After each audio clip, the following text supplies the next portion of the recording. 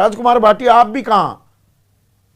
तू डाल डाल में पात पात वाला खेल हो रहा है, ये बच्चों की तरह है, अब्बा डब्बा शब्बा हो रहा है कि भाई गप्पू और चंपू हैं एनडीए में। पहला मैं सौरभ मालवीय जी की एक बात का जवाब दे दूं। आखिर में उन्होंने बोला कि अखिलेश यादव तो सैफई से बाहर जानते ही नहीं। अखिलेश यादव ने तो सैफई के अलावा कुछ किया ही नहीं। बात तो सही है। सौरभ मालवीय को बता दूं कि उत्तर प्रदेश की राजधानी लखनऊ है और लखनऊ में इकाना स्टेडियम जैसा शानदार स्टेडियम अखिलेश यादव ने बनाया। लोक भवन जिसमें मुख्यमंत्री योगी आदित्यनाथ बैठते हैं वो अखिलेश यादव ने बनाया। जनेश्वर मिश्र पार्क जो एशिया का सबसे बड़ा पार्क है वो अखिलेश यादव ने बनाया। गोमती रिवर फ्रंट अखिलेश यादव ने बनाया। 5 शहरों में मेट्रो अखिलेश यादव ने चलाई। 50 अबे जल्दी बोल, कल सुबह पनवेल निकलना है। जिला मुख्यालयों को डबल लेन सड़कों से अखिलेश यादव ने जोड़ा। ये सारे सैफई में नहीं है। घर से बाहर आप निकल के देखिए, आप घर से बाहर नहीं निकल रहे हैं। अब मैं आता हूं संदीप जी बिहार के चुनाव पे। बिहार में इंडिया गठबंधन में कहीं कोई असमंजस नहीं है। तेजस्वी यादव हमारे मुख्यमंत्री ना बिहार के चुनाव पर आते हैं, घोषित प्रत्याशी हैं। राजकुमार भाई बिहार के चुनाव पर आते हैं। पहले ये गप्पू और चंपू वो अप्पू टप्पू पप्पू कर रहे हैं, तो आप कौन सा बहुत ही साहित्यिक बातें कर रहे हैं। अरे बाप रे, ये तो धोती खोल रहा है। ये तो बच्चों की तरह लड़ाई हो रही है। अखिलेश यादव जी 3 लोग उसमें मुंह से सुपारी निकाल के बात कर रहे बाबा। इसके मुंह में पैदाशी सुपारी है, ये तोतला है। विधानसभा क्षेत्रों में जा चुके हैं, रैली कर चुके हैं। अखिलेश यादव जी ने रोजगार का मुद्दा उठाया है, शिक्षा का मुद्दा उठाया, कानून व्यवस्था का मुद्दा उठाया। ये योगी आदित्यनाथ ने शुरुआत की है। पप्पू टप्पू अप्पू की शुरुआत योगी आदित्यनाथ ने की है। अखिलेश यादव जी ने केवल एक वाक्य उसके जवाब में बोला है। अच्छा बात नहीं है। अखिलेश यादव जी ने अपनी ओर से शुरुआत नहीं की और योगी आदित्यनाथ से इससे ज्यादा उम्मीद की भी नहीं जा सकती। जितनी उनकी योग्यता है, जैसी उनकी सोच है, जैसा उनका जीवन का अनुभव है, वो उसी के अनुसार बोलेंगे। उनका अनुभव इतना ही है। कोई बहुत बड़ी दार्शनिक बातें, बहुत बड़ी विजनरी बातें योगी आदित्यनाथ से ना हम उम्मीद करते हैं ना देश उम्मीद करता है। मगर क्यों? तो उसी लेवल पर अखिलेश यादव भी तो आ रहे हैं। एक रंगा पड़ोसी आया था, बहुरंगे पसंद नहीं। जनता माफ नहीं करेगी। नहीं, ये तो हम बोलते रहे हैं। एक रंगे लोग हैं ये। एक रंग में सारी दुनिया को रंगना चाहते हैं, नाम बदलना चाहते हैं। अगर किसी शहर में हिंदू ज़्यादा रहते हैं, मुसलमान कम रहते हैं, तो उसका नाम बदल देंगे। फिर तो प्यारी समझ गई।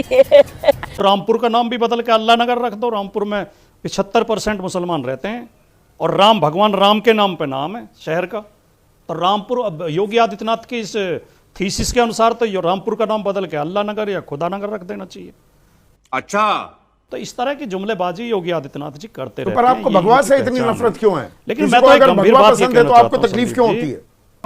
Good question, you are a good question. दोस्तों, बिहार चुनाव की बहस में आज जो नजारा देखने को मिला वो किसी ने उम्मीद नहीं की थी। जब राजकुमार भाटी यूपी के हर विकास का श्रेय अखिलेश यादव को देने लगे, तभी संदीप चौधरी ने ऐसा करारा जवाब दिया कि पूरा स्टूडियो सन्न रह गया। चौधरी साहब ने फैक्ट, ग्राउंड रिपोर्ट्स और आंकड़ों के साथ वो सच्चाई सामने रखी जिससे भाटी के सारे दावे धराशायी हो गए। एक एक लाइन पर झूठ की परतें खुलने लगी और दर्शक बस यही बोले, अब आया मजा। ये बहस नहीं, सच्चाई की खुली किताब थी। तो चलिए आप लोगों को हम दिखाते हैं कि कैसे यूपी के हर विकास को अखिलेश यादव नाम दिया है।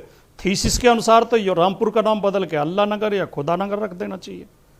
अच्छा, तो इस तरह की जुमलेबाजी योगी आदित्यनाथ जी करते रहते हैं। पर आपको भगवा से इतनी नफरत क्यों है? लेकिन मैं तो अगर भगवा पसंद है तो आपको तकलीफ क्यों होती है? Good question, you are a good question. जी नो, हमें तकलीफ नहीं है। कहते भगवे से तकलीफ क्यों है? योगी आदित्यनाथ जी रोज भगवा पहनते हैं, हमें क्या तकलीफ है?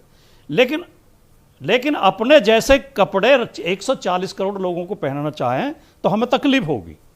अगर एक रंग में पूरे देश को रंगना चाहें, ये रंग बिरंगा जो अलग अलग रंग है, ये हमारी खूबसूरती है। हम मालूम है, तेरे बाप को मत सिखा, चल। और भारत की पहचान ही ये है, विविधता में एकता। भारत अनेक खुशबुओं का, अनेक रंगों का देश है। अनेक भाषाएं, अनेक पहनावे, अनेक त्योहार, अनेक मेले, अनेक धर्म, अनेक जातियां, ये अनेकता ही हमारी पहचान। ये गुलदस्ते वाली बात आपकी ठीक है राजकुमार भाटी, पर इसी अनेकता में एकता, अच्छी बात कही आप, अच्छी बात कही। गंगा जमनी तहजीब है, गुलदस्ता है, पर इस गुलदस्ते में ये बहुरंगी जो गुलदस्ता है, अखिलेश यादव आपके नेता ये भी कहते हैं उसामा नाम अच्छा, लेकिन एक रंगी को नाम बदलने की बीमारी। तो मतलब आप कह रहे हैं सिवान में ठीक उम्मीदवार खड़ा किया, एक दुर्दांत अपराधी का बेटा खड़ा हो, रीतलाल यादव, एक और अपराधी, कुख्यात अपराधी वो खड़ा हो तो वो ठीक है। क्या बात है सर, क्या बात है सर, क्या बात, ये बात है। अब ओसामा नाम अच्छा लगने लगा। ओसामा नाम से मुझे भी तकलीफ नहीं है, पर वो किस संदर्भ में कहा जा रहा है उस संदर्भ से मुझे तकलीफ होती है। फिर जहां तक मेरी जानकारी है, ओसामा के खिलाफ कोई आपराधिक मुकदमा नहीं है। अबे कौन है बे तू? किसी के पिता के कुकर्मों की सजा किसी के पुत्र को नहीं दी जा सकती, किसी की पत्नी को नहीं दी जा सकती, किसी के परिवार को नहीं दी जा सकती। ये तो भारतीय जनता पार्टी करती है कि जो एक व्यक्ति के गुनाहों की सजा पूरे समुदाय को देती है, या पूरे मोहल्ले को देती है, या पूरे कस्बे को देती है, और मार्केट उजाड़ देती है, तो भारतीय जनता पार्टी करती है। न तो इसकी इजाज़त हमारा कानून देता है, न संविधान देता है, न लोकतंत्र देता है कि किसी के अपराधों की सजा उसके संतान को दी जाए या उसके परिवार को दी जाए। और अपराधियों को टिकट देने में जहां तक रिकॉर्ड है, समाजवादी पार्टी का रिकॉर्ड सबसे अच्छा है। अपराधियों को टिकट समाजवादी पार्टी नहीं देती है। खाओ माँ कसम। भारतीय जनता पार्टी सबसे ज्यादा अपराधियों को टिकट देती है, और भारतीय जनता पार्टी के निर्वाचित विधायकों में भी उत्तर प्रदेश तो मतलब है समाज में पर दरअसल सभी नंगे हैं। मैंने आज आपको एक सेकंड राजकुमार भाई, एक के बाद पे ही आपको थोड़ा कम वक्त दिया था। ये एक तरफ ओसामा, एक तरफ रीतलाल यादव, दूसरी तरफ अनंत सिंह। ये अनंत सिंह बनने का